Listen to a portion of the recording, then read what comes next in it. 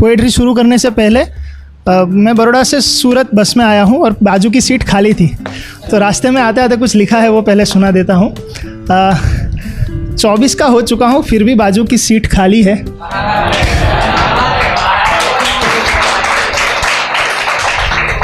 चौबीस का हो चुका हूँ फिर भी बाजू की सीट खाली है, कोई तो प्यार जता दो यार। अरे रुक जाओ मैं सूरत आ गया हूँ, वॉइस ऑफ सूरत का रास्ता बता दो यार।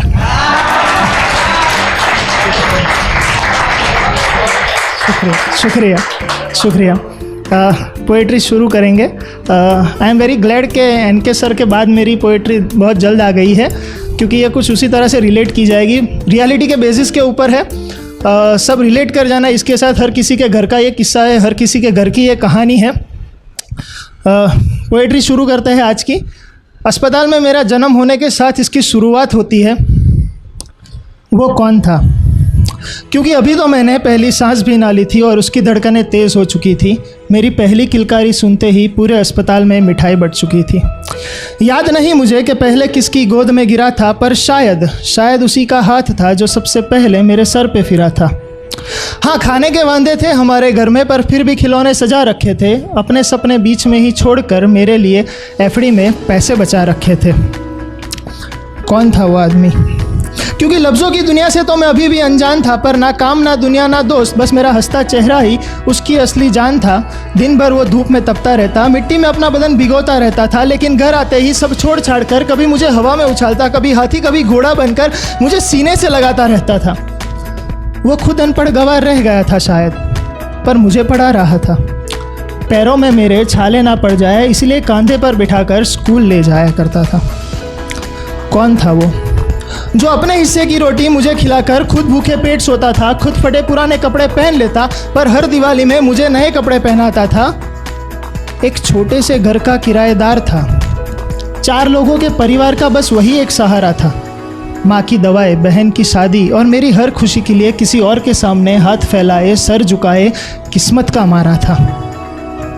आखिर कौन था वो जिसे बुखार तो आता था लेकिन गोली नहीं लेता था, दर्द तो होता था लेकिन बांट नहीं पाता था, और शायद आंसू आता था उसकी प्यारी सी आंखों में, लेकिन कभी बह नहीं पाता था।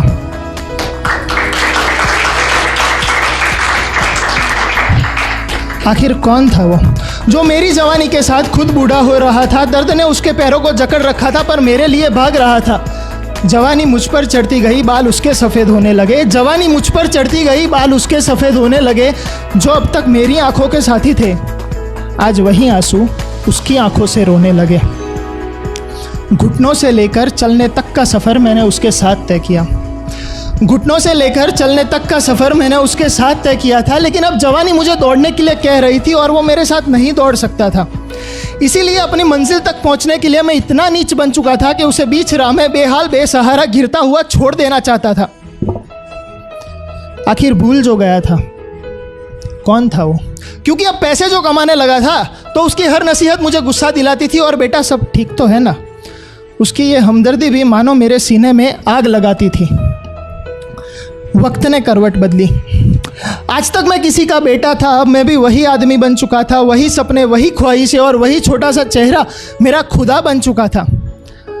इससे पहले कि मैं अपनी गलतियों का बोझ हल्का कर पाता, वक्त ने एक बार फिर अपनी ताकत दिखाई, ताकि वही वक्त मुझ पर हंस पाता। और अगली सुबह मेरे माथे की सबसे मजबूत छत का हर एक पन्ना खाक बन चुका था, क्योंकि वो मेरा बाप था।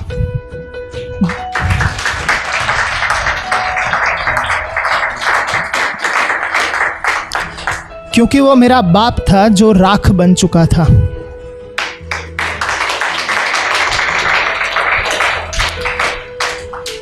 ये एक मैसेज उन सभी के लिए जो इस वक्त मुझे सुन रहे हैं कि संभाल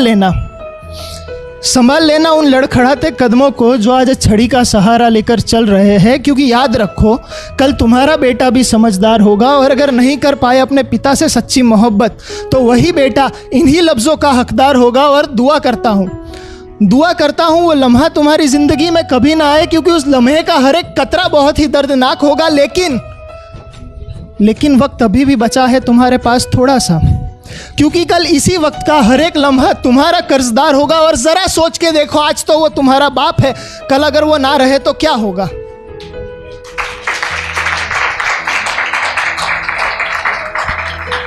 ज़रा सोच के देखो, आज तो वो तुम्हारा बाप है, कल अगर वो ना रहे तो क्या होगा। और जन्नत का ख्याल रखते हो अपने जहन में कभी, जन्नत का ख्याल रखते हो अपने जहन में कभी, तो याद रखो कल तुम्हारा भी यही किरदार होगा। इसीलिए सीने से लगा लेना उस आदमी को, क्योंकि कल वही बाप जन्नत का सरदार होगा।